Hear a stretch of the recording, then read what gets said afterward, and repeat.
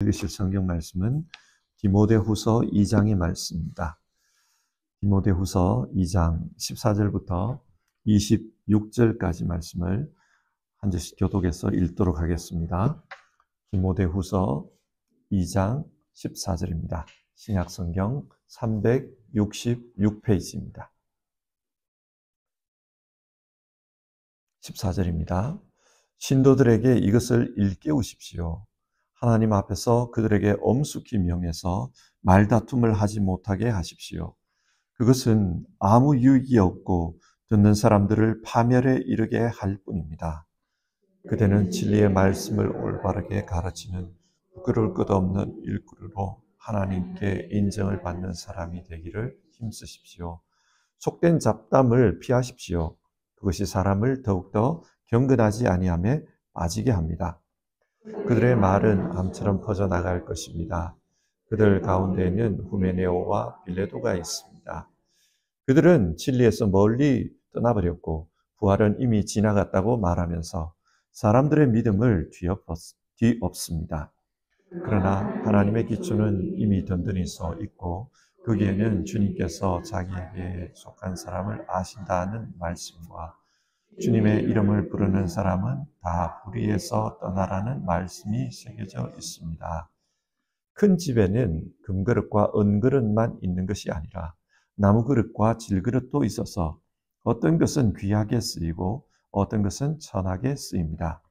그러므로 누구든지 이러한 것들로부터 자신을 깨끗하게 하면 그는 주인이 온갖 좋은 일에 요긴하게 쓰는 성결된 귀한 것이 될 것입니다. 그대는 젊음의 정욕을 피하고 깨끗한 마음으로 주님을 찾는 사람들과 함께 의와 믿음과 사랑과 평화를 쫓으십시오. 어리석고 무식한 논쟁을 면리하십시오. 그대가 아는 대로 거기에서 싸움이 생깁니다. 주님의 종은 다투지 말아야 합니다. 그는 모든 사람에게 온유하고 잘 가르치고 참을성이 있어야 하고 반대하는 사람을 온화하게 바로잡아 주어야 합니다. 그렇게 하면 아마도 하나님께서 반대하는 사람들을 회개시키셔서 진리를 깨닫게 하실 것입니다. 같이 읽겠습니다. 그들은 악마에게 사로잡혀서 악마의 뜻을 쫓았지만 정신을 차려서 그 악마의 올무에서 벗어날 것입니다. 아멘. 이번 주에는 디모데후서의 말씀을 묵상하게 됩니다. 디모데후서를 읽으면서 우리에게 하나님께서 주시는 은혜가 있기를 바랍니다. 먼저 바울 사도가 디모데후서를 기록한 이유에 대해서 생각해 보았으면 합니다. 바울 사도는 이 편지를 쓸 당시에 감옥에서 죽음을 기다리는 상황이었습니다. 그래서 디모데후서 4장 6절을 보면 나는 이미 부어드리는 제물로 피를 흘릴 때가 되었고 세상을 떠날 때가 되었습니다. 라는 말이 나옵니다. 자신이 곧 사형을 당할 것이라는 것을 예상하고 있었다는 말입니다. 바울 사도가 로마 감옥에 갇히게 된 데는 그 당시 로마 제국의 정치 상황과 연관이 있습니다. 로마에 큰 화재가 발생했고 그로 말미암아 도시가 불타버렸습니다. 그러자 시민들은 이 화재는 미치광이 황제 네로의 짓이다 그렇게 생각했습니다. 네로가 그 소문을 들었어요. 가만히 있으면 자신의 통치가 어려워질 수 있겠다 그런 생각을 합니다. 네로에게는 희생양이 될 이들이 필요했습니다. 그래서 이 화재는 기독교인들이 저지른 것이다 그렇게 소문을 퍼뜨립니다. 이 소문이 사람들에게 설득력 있게 다가왔던 것 같아요. 그래서 분노한 로마 시민들은 기독교인들에게 자신들의 분풀이를 합니다. 그 결과 큰 박해가 일어난 겁니다. 이런 상황을 보면서 로마 정부는 이 분위기에 편성해서 기독교를 대표하는 사람들을 잡아서 처형하기로 합니다. 이때 베드로와 바울이 순교를 당한 것으로 보입니다.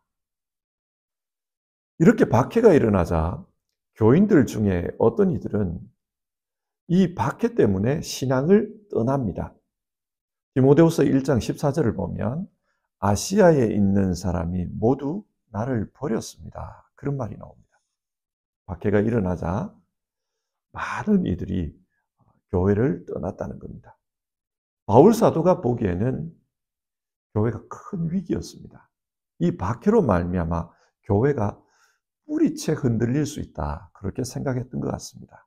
그래서 바울의 고민은 이 어려운 시기에 누가 이 교회를 이끌고 갈 것인가? 그것이었습니다.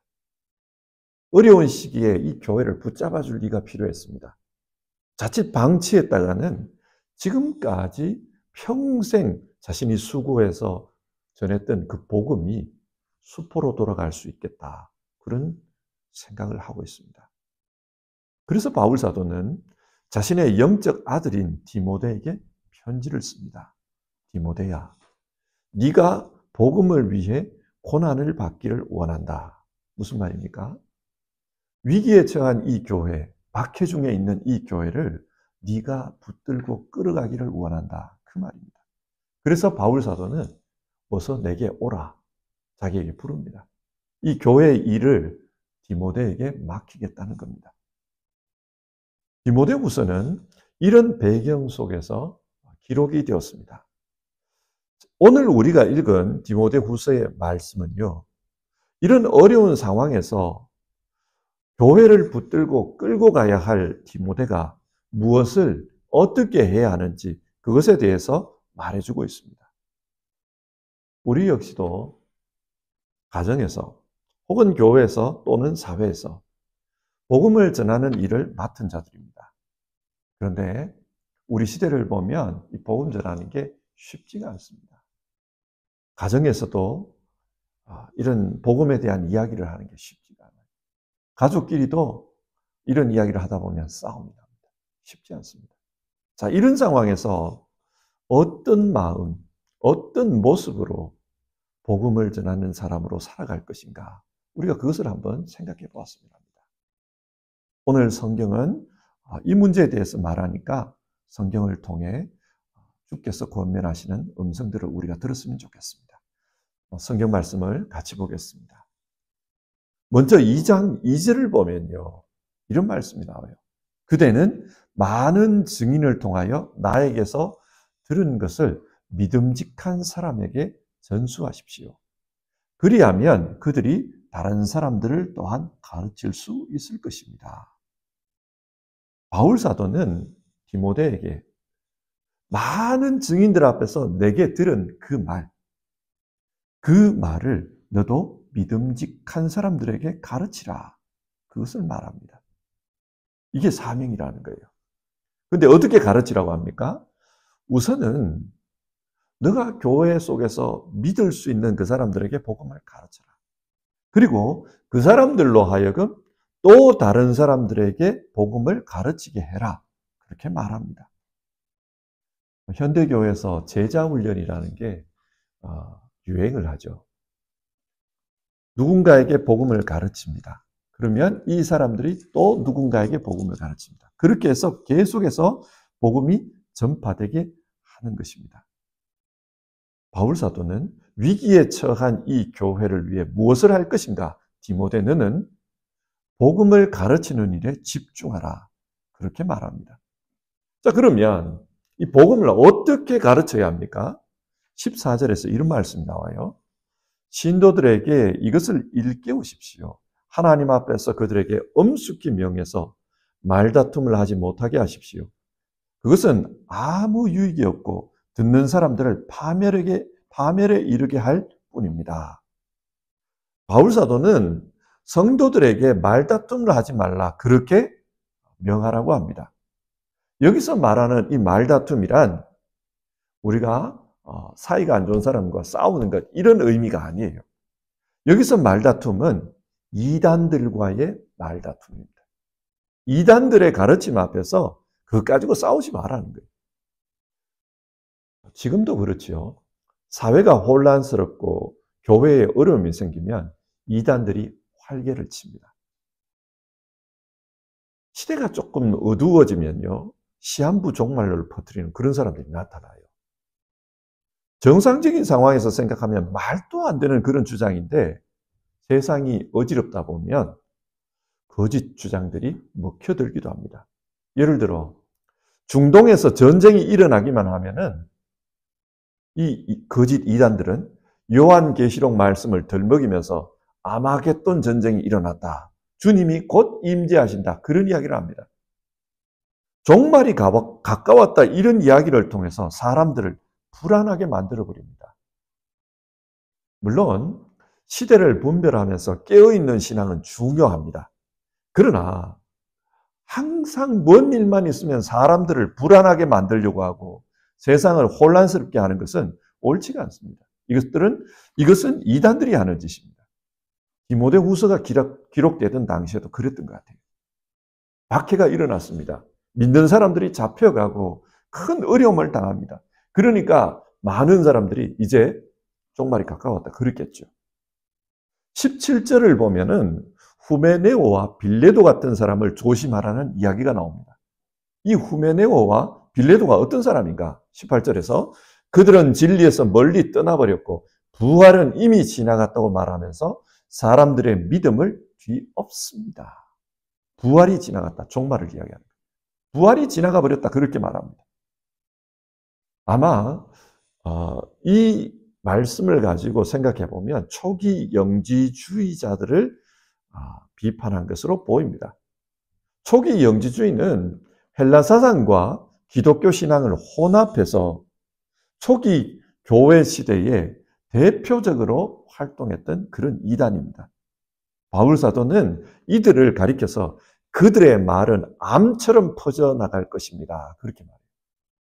굉장히 교회에 큰 해악을 끼친다는 말입니다. 교회 사람들에게 큰 고통을 줄 것이다. 그렇게 말합니다. 자, 이런 상황에서 복음 전도자는 무엇을 해야 하는가?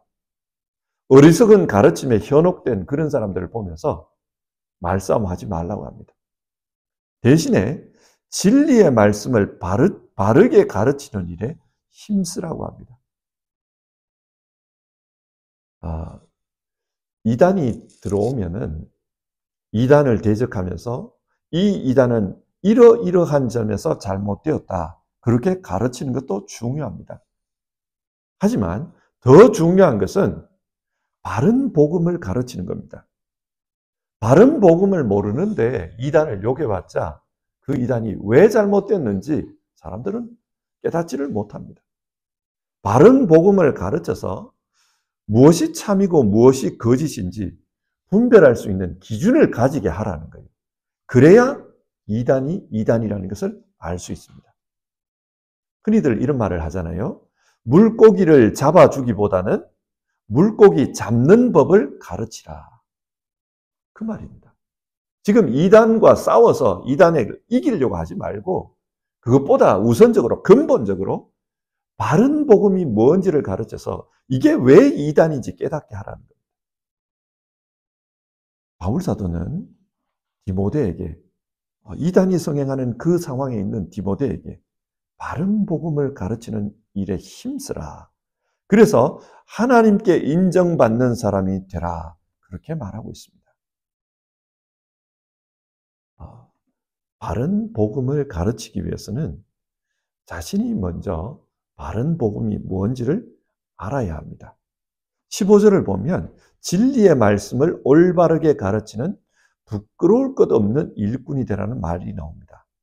여기서 올바르게 가르친다 이 말을 헬라어로 보면 오르토토메오라는 단어입니다. 오르토토메오, 바르다라는 뜻이에요. 여러분 정교회, 그리스 정교회 그러잖아요. 그게 그리스 말로 오르토독스, 정형외과 그럽니다. 네, 정형외과가 뭡니까? 오르토페디. 예. 오르토라는 말은 바르다라는 말이에요. 바르다. 그러니까 올바르게 가르친다 이 말을 조금 다르게 보면 개역 개정 성경에서는 올바르게 분별하도록 하라 그런 말이에요. 그러니까 옳고 그른 것을 알 수 있는 기준을 가지라 그 말입니다. 그러기 위해서는 자신이 먼저 이 진리의 말씀을 배워야 합니다. 그래야 뭐가 옳고 뭐가 그른지를 분별할 수 있습니다. 우리가 복음 전하는 자로 살기 위해서는 우리 자신이 먼저 바른 기준을 가지는 게 중요해요. 근데 여러분, 우리는 항상 바른 기준, 바른 신앙을 가지기에 힘써야 합니다. 근데 여기에서 주의할 게 있어요. 모든 사람은 다 자기 신앙이 바르다고 말합니다. 모든 목사들은 다 자기가 가르치는 것은 옳다라고 그래요. 이건 이단도 마찬가지입니다. 이단들도 자기 신앙은 바르다라고 말합니다. 그러므로 바른 기준을 가지라. 이건 일반적인 말로서는 옳지만은 구체적으로 들어가면 어려운 말이에요. 이단들도 자기는 바르다고 생각해요. 그러면 우리에게 이걸 한번 적용해 봅시다. 내 신앙이 바르다.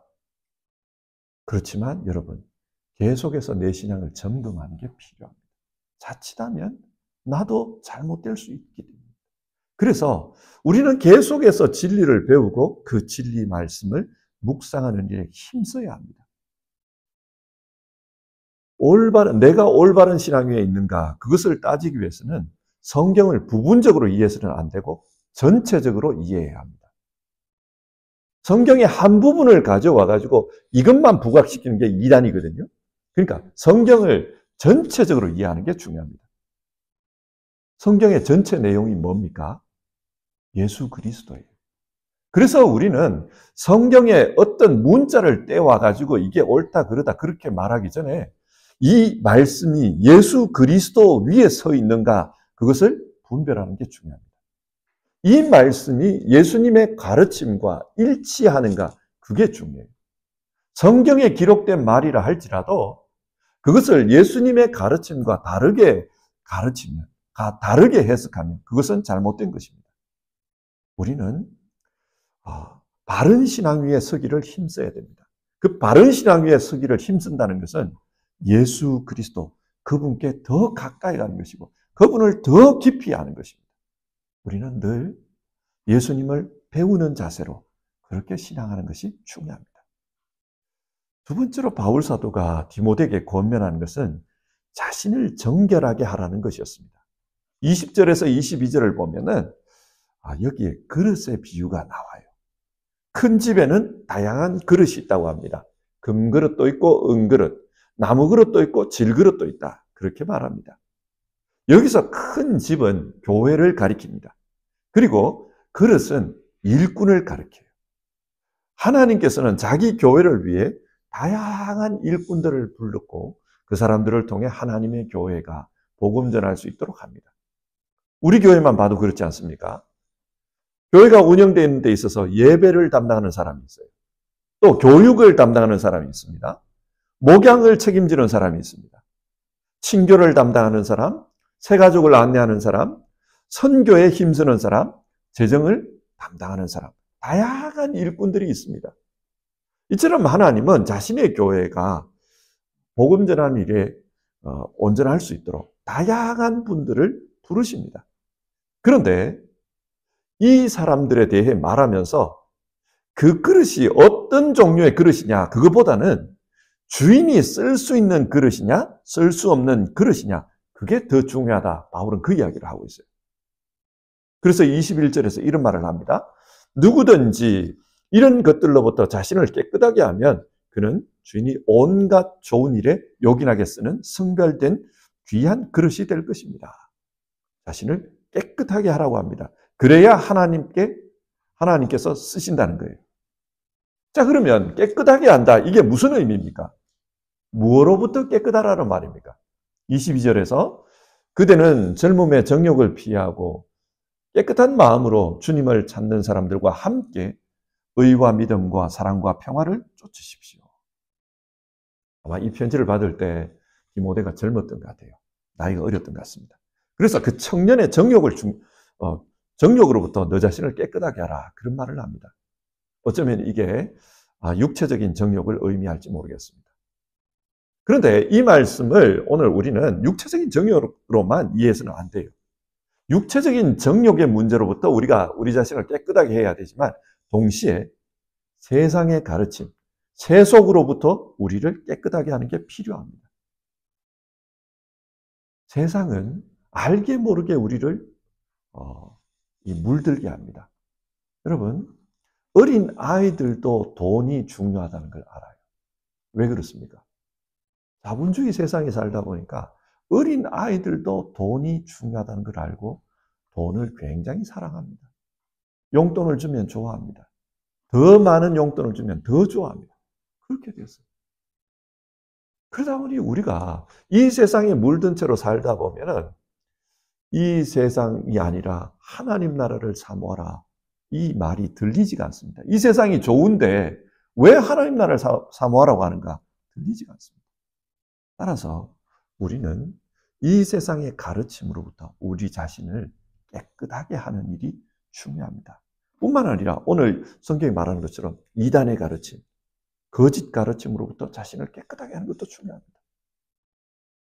바른 신앙은 자신을 깨끗하게 하는 일과 연관이 있다는 것을 우리는 기억해야 합니다.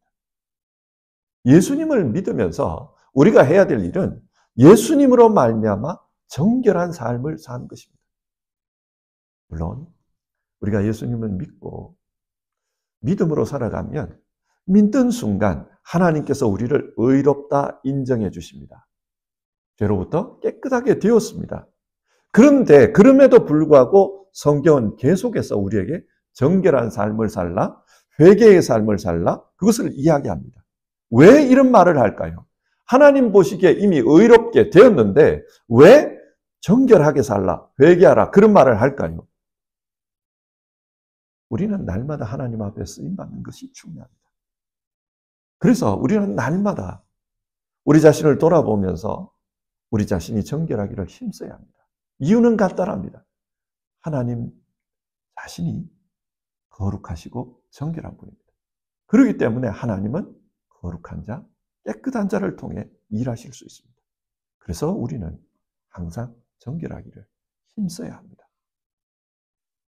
세 번째로 바울사도는 온유한 태도로 사람을 대하라. 디모데에게 그렇게 권면합니다. 23절 어리석고 무식한 논쟁을 멀리 하십시오. 그대가 아는 대로 거기에서 싸움이 생깁니다. 사람마다 다 자기 주관이 있어요. 자기 생각을 가지고 있습니다. 그래서 그 사람의 생각을 무시하고 내 생각을 강요해버리면 싸움이 납니다. 복음 전할 때도 마찬가지예요. 너는 뭘 몰라. 바보야. 내가 선생이야. 너는 내 말을 들어야 돼. 이런 식으로 복음을 전해버리면 듣는 사람이 기분이 나쁩니다. 싸움이 생깁니다. 예수천당 불신지옥? 참 어떻게 보면 복음을 가장 압축적으로 표현하는 거죠. 그런데 그 말씀을 외치는 분들의 태도를 보면 굉장히 강압적입니다. 바보 같은 것들. 뭐 이런 태도를 가지고 계시는 것 같아요. 그러다 보니 그 이야기를 듣는 사람들이 기분 나빠합니다. 기분 나빠할 뿐만 아니라 싸움이 생겨요. 그래서 바울사도는 지금 말합니다. 교회 안에 온갖 사람이, 다양한 사람들이 있다 할지라도 그들과 싸우지 말라는 거예요. 그러면서 할 수만 있다 하면 온유한 방법으로 복음을 전하라고 합니다. 24절과 25절인데요. 주님의 종은 다투지 말아야 합니다. 그는 모든 사람에게 온유하고 잘 가르치고 참을성이 있어야 하고 반대하는 사람을 온화하게 바로잡아 주어야 합니다. 교회에서는 이게 그래도 좀 쉽게 되는데 집에서 이게 쉽지 않을 거예요. 아마 자녀들을 보면 싸우지 말아야 된다. 온유해야 된다. 참을성이 있어야 된다. 이게 쉽지가 않을 겁니다. 그러나 여러분, 그래야 이게 복음이 전해질 수 있습니다. 우리가 열정이 있으면요, 때로는 화가 나요. 조금만 더 하면은 더 나아질 것 같은데 너는 왜 그거밖에 안 되냐? 이런 열정을 가지고 있으면 화가 납니다. 예수님도 그래요. 예수님도 제자들을 보면서 아직까지 깨닫지 못했느냐 그러면서 화를 낸 적이 있어요. 열정이 있으면 화가 납니다. 그러나 여러분, 그럼에도 불구하고 우리는 온유하기를 힘써야 된다. 그게 성경이 가르치는 바라는 것을 기억해야 합니다. 내 것을 강요하고 내 것을 주입하려고 하면은 오히려 상대방으로 하여금 거부감을 불러일으킬 수 있습니다. 할 수만 있다면 온유하라. 왜 온유해야 되는가? 그것이 하나님의 태도이기 때문입니다. 하나님은 우리에게 온유함으로 다가오십니다. 참아주시고 기다려주시고 또 성장하겠지. 그러면서 올 한 해만 더 기다려 주십시오. 그러면 내년에는 열매가 맺힐 것입니다. 그렇게 기도하며 우리를 돌보는 분이 바로 우리 주님이기 때문입니다. 25절 후반부와 26절을 보면 이단에 빠진 사람들을 대할 때에도 온유함으로 대하라고 합니다. 그렇게 하면은 하나님께서 그들을 회개시켜서 악마로부터 건져 주실 거다. 그런 이야기를 합니다. 이단들과도 싸우지 말라. 자, 설교를 정리하겠습니다. 바울 사도는 지금 어려운 교회를 보면서 디모데에게 네가 이 교회를 안고 가거라. 네가 복음 전하는 일을 감당해라. 그렇게 말합니다. 그러면서 어떤 태도로 복음을 전해야 하는지 그것을 2장에서 지금 말하고 있습니다. 먼저는 너 자신이 늘 진리의 말씀을 배우기를 힘쓰라. 그걸 말합니다. 그리고 너 자신부터 주님의 말씀 앞에서 깨끗하기를 힘쓰라. 뿐만 아니라 사람들과의 관계에서 온유하기를 힘쓰라. 그렇게 말하고 있습니다. 이 말씀을 우리에게 한번 적용해 봅시다. 우리 역시도 가정에서, 교회에서, 혹은 사회에서 복음 전하는 사람들입니다. 어떤 누군가를 하나님께로 인도하는 그런 사명을 받은 사람입니다. 그러면 우리는 어떤 마음, 어떤 모습으로 이 일을 감당하고 있는지 오늘 아침에 한번 돌아봤으면 좋겠습니다. 저는 이 말씀을 가지고 저 자신을 한번 돌아봤어요. 제일 힘든 게 뭐냐? 다 힘듭니다. 그런데 온유한 게 힘든 것 같아요. 힘듭니다. 이게 뭔 일이 없으면 사람에게 친절하게 대할 수 있고 참을 수 있습니다. 그러나 뭔 일이 생기면 그게 쉽지가 않아요. 쉽지가 않고 그러다 보면 다툼이 생기고 다툼이 생기다 보면 누군가는 실족하고 힘들어하고 그런 일이 생깁니다. 그래서 이런 상황을 우리가 잘 해결하고 넘어가기 위해서는 우리 스스로를 말씀 앞에 늘 비추는 게 필요합니다. 이 말씀 앞에 비추면서 나도 그런 사람이지, 나도 부족함이 있지, 그것을 깨닫는 게 참 중요한 것 같습니다. 성도 여러분, 오늘 말씀을 우리 각자에게 한번 적용을 해봅시다. 그리고 이 시간에 겸손한 마음으로 주님의 말씀을 알아가겠습니다. 그 말씀에 나를 늘 비춰보겠습니다. 그래서 정결한 삶을 살기를 힘쓰겠습니다. 그리고 다른 사람과의 관계에서 온유하게 살겠습니다. 성령 하나님, 나를 도와주십시오. 우리 그렇게 기도하고 오늘 하루를 시작했으면 합니다. 우리 찬송하겠습니다. 찬송가